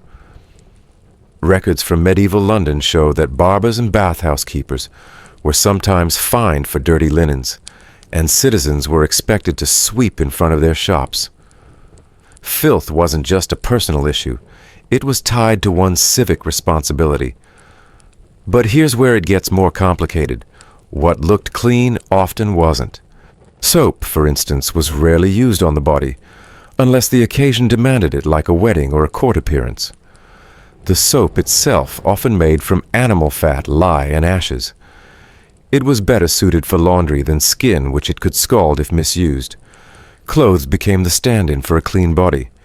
You might not have bathed in weeks, but if you wore a freshly laundered shift or chemise underneath your outer garments, you were presentable. The poor often owned just one or two underlayers, so laundry became a weekly ritual if resources allowed. Outerwear might go months without washing, but again it was about what others saw, not what they smelled. Quirky historical tidbit. Some people dyed their clothing darker colors like deep browns, grays, and burgundies, not just for fashion, but to hide stains and odors. Bright white was a luxury because keeping it clean required resources and skill. A well-kept white tunic sent a silent message. I am disciplined. I have labor or servants. I am not desperate. And then there was hair.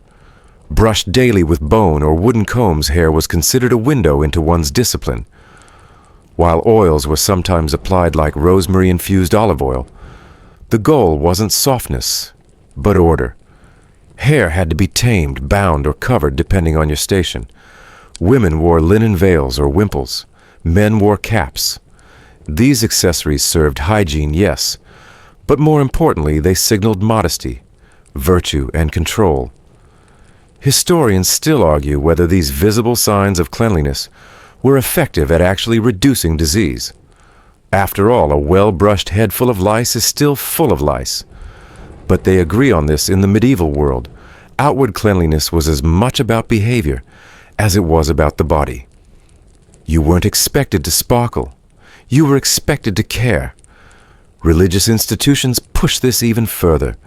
Churchgoers were expected to arrive on Sunday, best not in the modern sense of a pressed suit, but cleaner clothes hairbrushed and hands scrubbed. Some churches even banned people from entering if they were too filthy, which had less to do with disease and more to do with spiritual reverence.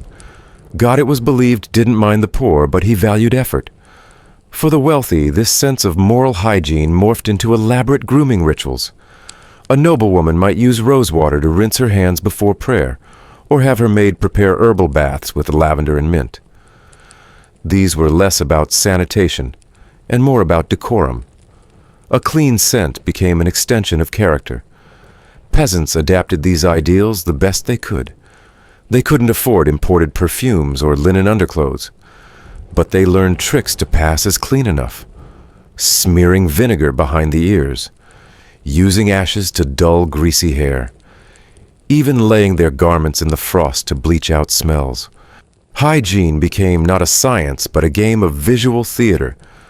Of course, children and the elderly were often exempt from strict standards.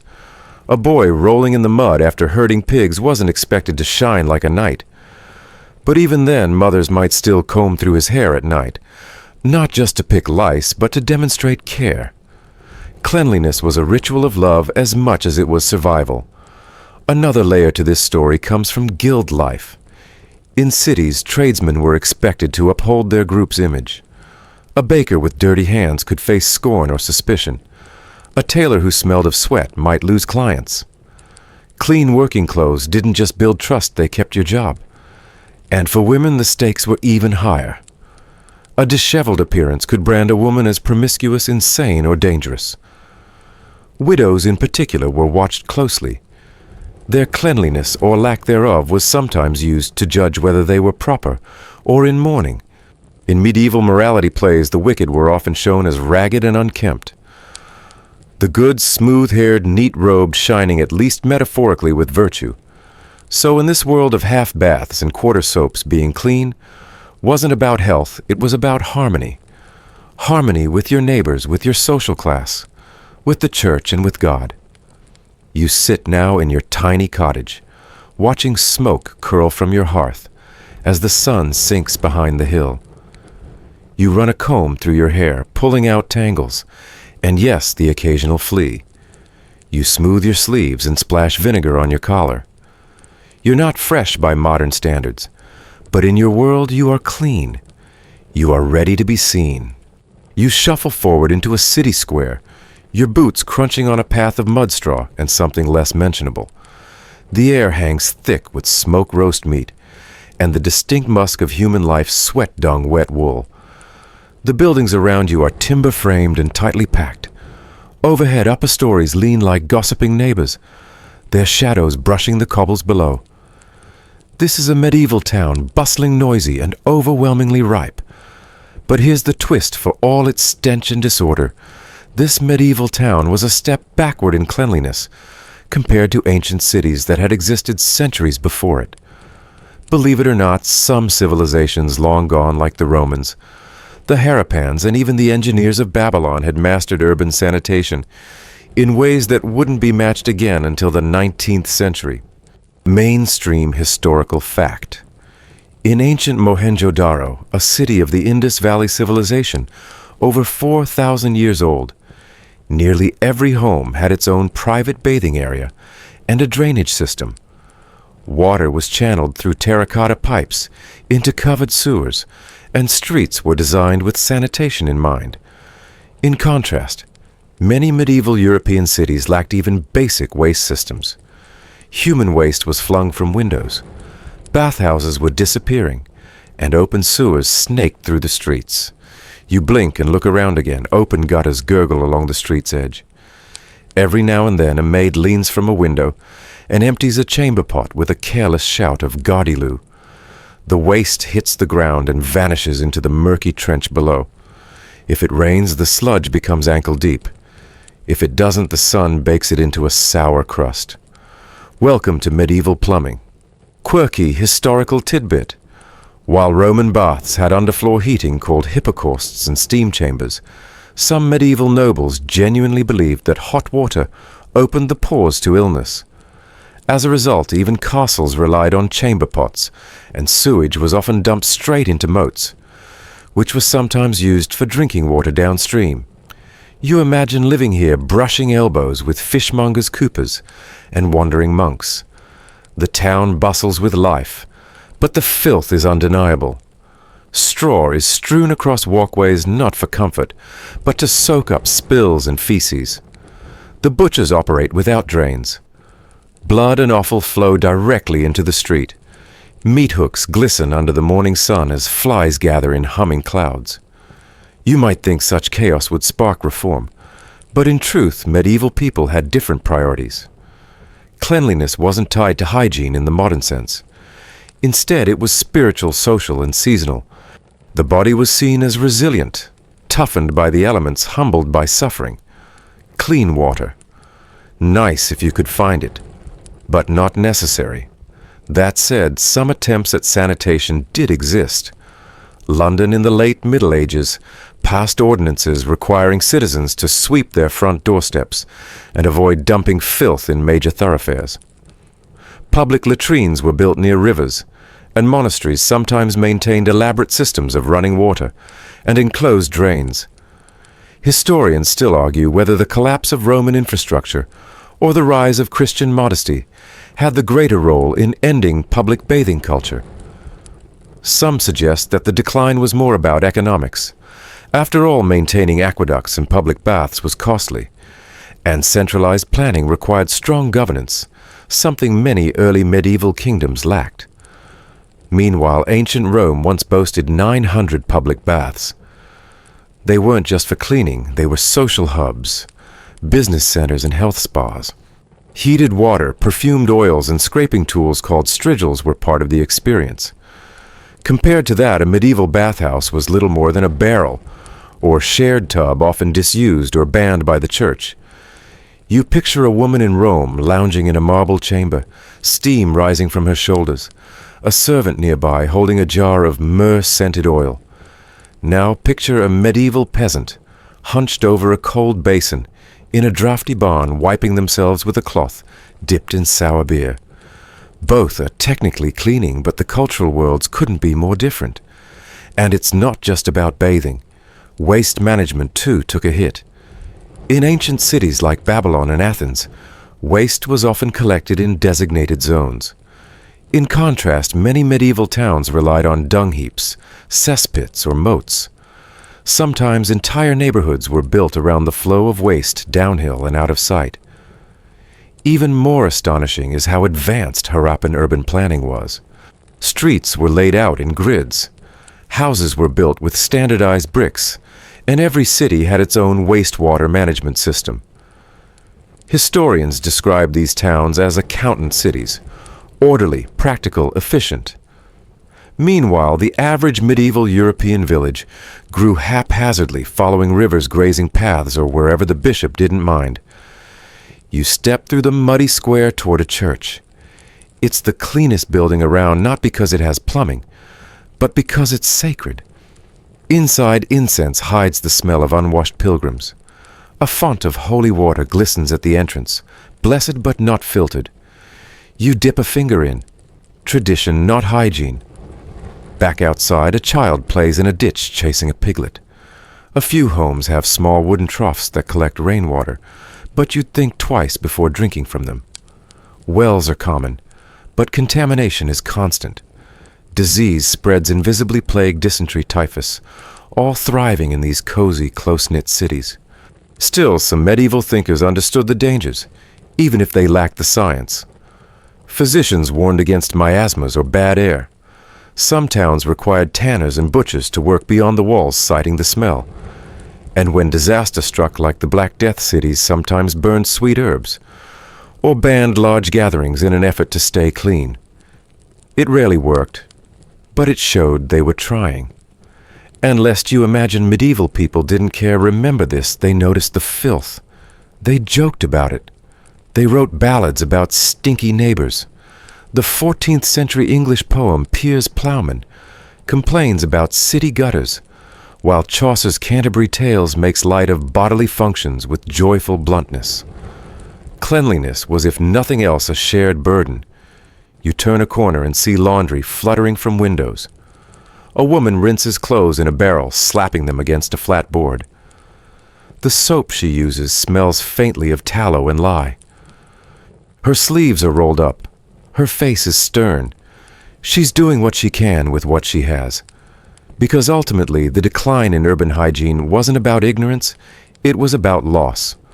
A loss of infrastructure, of central coordination of public funding, and maybe too a shift in values from the communal to the private, from the material to the spiritual. In ancient cities, hygiene was built into the bricks. In medieval towns, it became an afterthought. But you have to admit it worked after a fashion. People survived.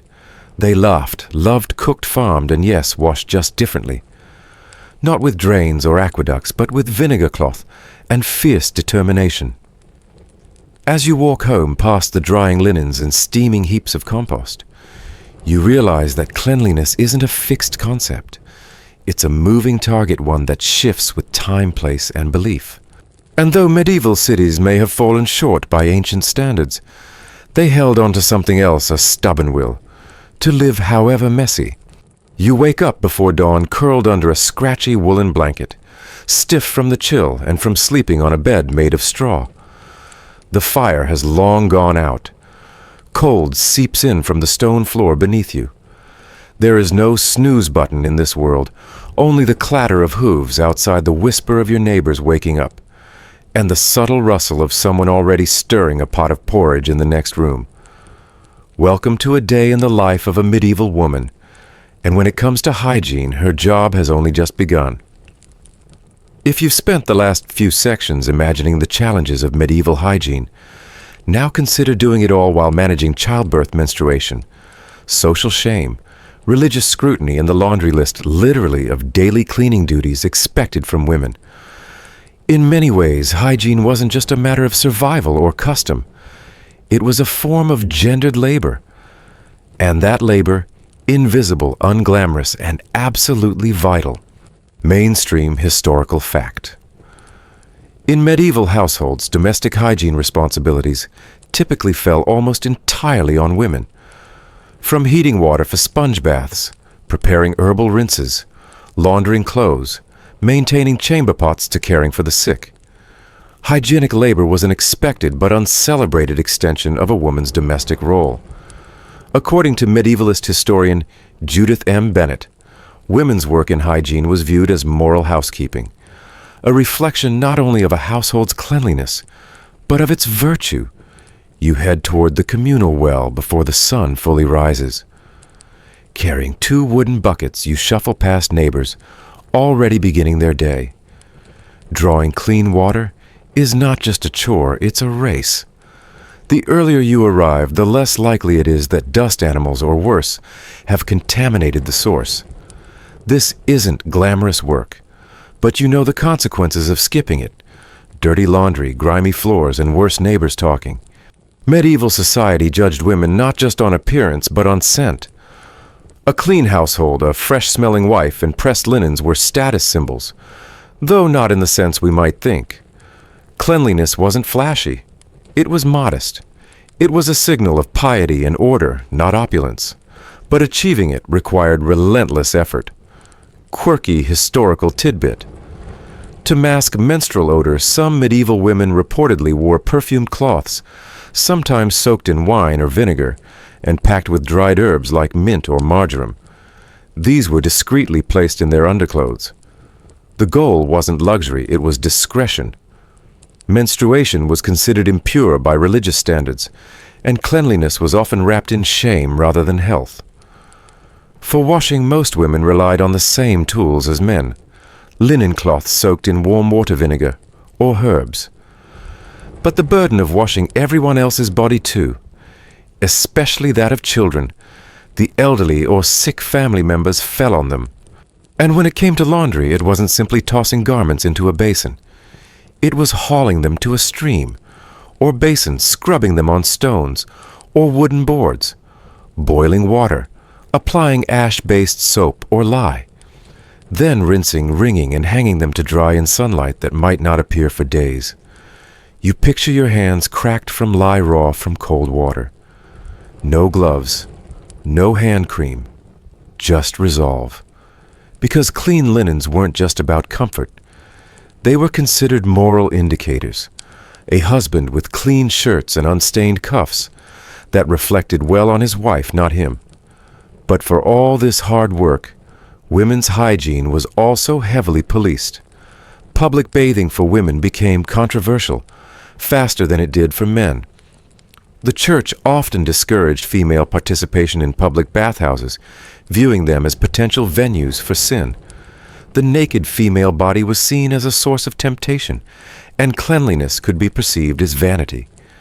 And yet, despite the restrictions, women found ways. In wealthier households, personal baths might be drawn once a month, often with the help of female servants. For those with means, imported perfumes rose water, or rare soaps from the Islamic world were stored in glass vials, precious, expensive, and used sparingly. Some noble women washed their faces with milk or chamomile water. Some rinsed their hair with rosemary infusions. The rituals were slow and deliberate. Historians still argue whether these practices were widespread or reserved for elites. Most surviving records and manuscripts were created by or for the upper classes. So while we can reconstruct the beauty routines of a 14th century French duchess, the daily practices of a Flemish peasant wife remain more elusive. Archaeological evidence like combs tweezers and traces of herbal oils found in rural dwellings suggest, however, that modest forms of personal care were present, even in humble homes. What's clearer is how women's hygiene became linked to spiritual purity. Nuns were encouraged to maintain bodily modesty, even to the point of not looking at their own bodies while washing. Saintly women often went unwashed for years, equating filth with holiness. Marjorie Kempe, the famous English mystic, recounted visions that told her to avoid bathing altogether, as her suffering was part of her spiritual journey. And yet, ironically, women were also blamed when plagues spread, when children got sick, or when water ran foul. A mother who failed to maintain household cleanliness could be shamed. During outbreaks of disease, midwives and female caretakers were often first to face suspicion, accused of carrying bad airs or even witchcraft. But not all women were submissive to this system. Some used herbal knowledge to care for their families with remedies passed down for generations. They blended sage lavender thyme or even ashes into cleaning solutions. They disinfected rooms with burning herbs. They filtered water through charcoal or cloth. They made their own soaps, boiling fat ash and salt into gritty, effective bricks. In towns and cities, some women even took up hygiene work as professions. Laundresses, midwives, herbalists, and bathhouse attendants became fixtures of urban life. These jobs were low status and low paying, but they granted women a form of independence and authority, especially in a world where land politics and education were out of reach. You hear a knock at your cottage door. A neighbor drops off a soiled tunic and asks for a quick rinse. You nod because refusing would be impolite. In the medieval world, cleanliness is communal. One woman's bucket of hot water often serves a whole family, if not an entire household. Laundry is social, and hygiene is a shared struggle. And yes, sometimes it means bathing others: an elderly father, a young daughter, a feverish husband because no one else will. You can't skip it. You can't pause it. You do it because it's needed. As the sun finally rises, the courtyard begins to buzz. Women string clothes across hedges. They sweep doorsteps with bundled twigs. They kneel to scrub soot from iron pots and gather kindling for the next round of heated water. There's no praise, no recognition, but every clean collar, every child without lice, every meal cooked in a wiped-down pot, it all whispers of their invisible labor. And as you move through the narrow world of medieval womanhood, one thing becomes clear. Hygiene isn't just about soap and water. It's about discipline, shame, devotion, and love. Even when history forgets their names, the work endures quiet, soaked in vinegar, and held together with calloused hands. You've spent the better part of an imaginary day walking in medieval shoes or bare feet, depending on your social status. And maybe by now you're wondering, was medieval hygiene truly as bad as everyone says? Was it all rotting teeth, lice infestations, and people too scared of water to take a proper bath? Or have we been viewing history through too modern a lens, misjudging centuries of effort through the glare of our own chlorinated and perfumed standards? Let's take a deep breath through your mouth, perhaps, and look closer. The short answer: hygiene in the Middle Ages wasn't great. But the longer answer: it was complicated, evolving, and sometimes surprisingly sensible. People were trying. They didn't always have the right tools or the right theories, but they weren't nearly as filthy or indifferent as stereotypes suggest. Mainstream historical fact. Modern scholarship increasingly challenges the myth that medieval Europeans were universally filthy or hostile to cleanliness. Archaeological evidence, including combs, tweezers, and remains of soap and perfume containers, suggests routine personal care was common, especially in urban centers. In fact, many medieval cities passed local laws requiring clean streets, regular disposal of waste, and even public access to water fountains or communal wash basins. Historian Carol Rawcliffe, an expert on medieval public health, argues that the Middle Ages saw far more organized sanitation efforts than is often assumed, so why the bad reputation? Partly it's propaganda. Later historians, particularly in the Victorian era, delighted in casting the Middle Ages as a barbaric, uncivilized era that made their own modernity seem even more advanced. The dirtier the medieval world looked, the cleaner the 19th century appeared by comparison. Toss in some Renaissance elitism and Enlightenment snobbery, and you've got yourself a 1,000-year smear campaign. But were people really afraid of bathing, yes and no? The fear wasn't about water itself, but about what water could do when it was hot. The belief that heat opened the pores and let in disease wasn't baseless. Without germ theory, people relied on the theory of humors, which held that health came from a balance of bodily fluids: blood phlegm, yellow bile, and black bile. Disturbing that balance, say, through a steaming hot bath on a cold day, could lead to chills, fevers, or even death. So many avoided full immersion, unless absolutely necessary. Yet avoiding full-body baths didn't mean abandoning cleanliness. Remember the dry baths, the vinegar cloths, the meticulous dabbing. Those weren't symptoms of laziness. They were attempts to stay well in a world with limited understanding and even fewer medical interventions. And while bathing was discouraged in some circles, particularly after the rise of church influence, it never disappeared entirely. Fringe historical tidbit. In 13th century Bologna, Italy, some physicians advocated for bathing pregnant women weekly in warm, herbal-infused water to improve fetal health, a practice surprisingly aligned with modern wellness logic. However, they also warned against too much laughter during bathing, which could unseat the womb. So you know, moderation. And let's not forget the diversity of the medieval world. Hygiene habits varied greatly depending on location, wealth, religion, and climate.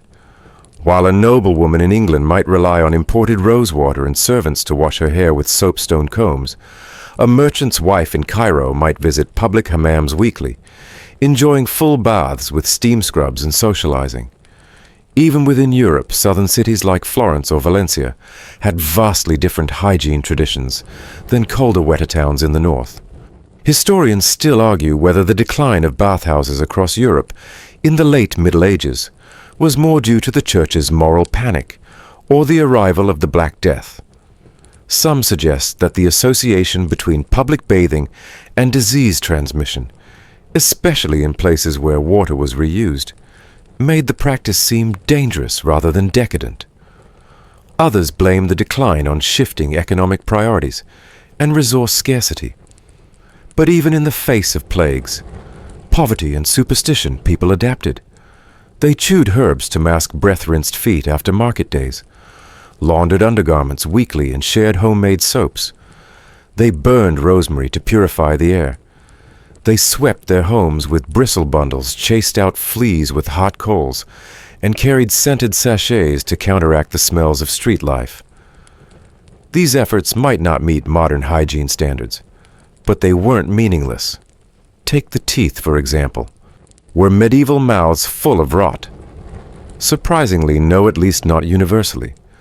The medieval diet low in processed sugar was better for dental health than what came later in the sugar-fueled Renaissance. Tooth powders made from crushed charcoal mint or herbs were used by those who could afford them, and people chewed sticks or used twigs with frayed ends called chew sticks to clean their teeth. You wouldn't want to swap toothbrushes with them, but the intention was there. And yes, lice were common. So were fleas and bedbugs. But even here, people fought back. Lice combs were standard personal items, sometimes carried in pouches or worn on belts. Bedding was shaken out, straw was replaced, and delousing was often a shared social chore. Not fun, but functional. The core challenge wasn't that medieval people didn't care. It's that they lacked the microbial roadmap we now take for granted. You know that washing your hands prevents disease. They didn't. You think of a hot shower as relaxation. They thought of it as risky. They weren't stupid, they just worked with the best information they had. The irony. Some of their practices weren't wrong, just incomplete. Burning herbs can disinfect air. Vinegar kills bacteria. Herbal rinses have antimicrobial properties. Washing clothes in hot water is still a good idea. And sun-drying your linens, nature's bleach. So maybe it's time to retire the filthy medieval peasant trope. Sure, there was grime. Plenty of it. But there was also ingenuity adaptation, and above all, intent. People wanted to be clean, they just didn't always know how to get there safely. You sit now in your imagined cottage, watching sunlight flicker through warped glass. Your tunic smells faintly of mint and smoke. The air is cool but clean. Outside, someone is sweeping the lane. A pot boils gently on the fire. There's a quiet dignity in the routine, even if the soap is gritty, and the towels scratch like bark. Tomorrow there will be more clothes to wash, more water to haul, more lice to catch. But for now, the work is done. You tried. And in a world without antibiotics, thermometers, or drain cleaner, that means more than we often admit. Because in the end, medieval hygiene wasn't a failure of effort. It was a failure of knowledge. A slow, difficult learning curve that stretched across centuries. And the people scrubbing their pots, rinsing their scalps with egg yolks, and sniffing their vinegar-scented sleeves. They were the early students of a science they couldn't yet name. Let's bring you gently back from your long, fragrant journey through medieval hygiene. Your feet have walked across damp stone floors and trampled grass paths. Your nose has braved turnip stews, sheep fat bombs and incense drifting through poorly ventilated cathedrals. And now, at the close of it all, you might be asking, what did clean even mean back then? And how has that meaning shifted over the centuries to reach your modern, soap-slicked shower tiles? Because strange as it may sound, cleanliness isn't a static truth. It's a cultural invention, always shifting. What you consider hygienic today might horrify your ancestors or puzzle your descendants. Hygiene isn't just science. It's ritual. It's class. It's identity. And nowhere is that more evident than in the long arc from medieval sweat to modern scrub. Back then, to be clean wasn't necessarily to be germ-free. Germs hadn't yet entered the medieval imagination. Instead, clean was visual, moral, even spiritual. Your linen was bright, your hands were wiped, your scent wasn't overpowering. You did not reek of ale and ashes unless you were expected to.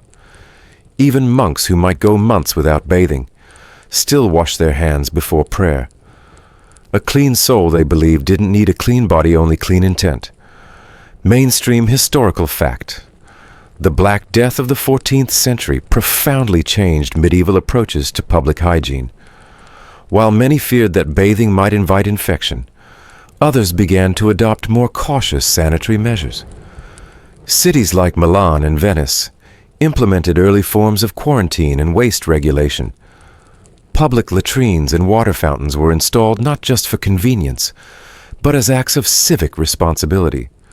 The concept of municipal cleanliness, keeping the environment tidy to protect the whole community, first gained traction here centuries before germ theory.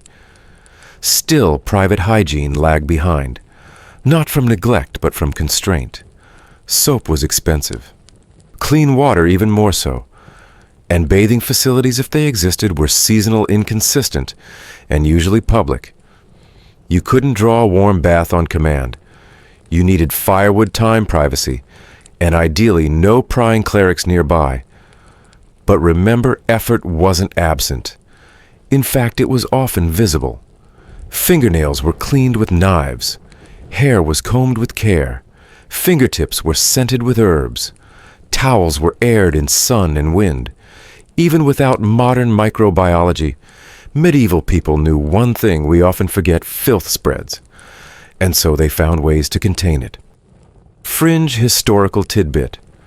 In 15th century Paris, the city maintained a team of professional street washers whose job it was to rinse the filth from major boulevards with river water. These men, armed with buckets and bristle brooms, were among the earliest organized sanitation workers in Europe, though they often had to compete with pigs, which also helped clean the streets by eating discarded food waste. It may feel odd to think of pigs as public health assistants, but it shows how medieval people worked with what they had. They didn't always succeed, but they rarely ignored the problem. Dirt mattered not just for health, but for reputation. Historians still argue whether the obsession with visible cleanliness that emerged in the late Middle Ages was rooted in health consciousness, or simply a reflection of rising social mobility. To be clean was to appear disciplined, responsible, marriageable. Dirty clothes implied laziness or worse, sin. In some towns, a woman's suitability as a wife was judged by how white she kept her aprons. For men, greasy hair or foul breath could torpedo a legal or church position.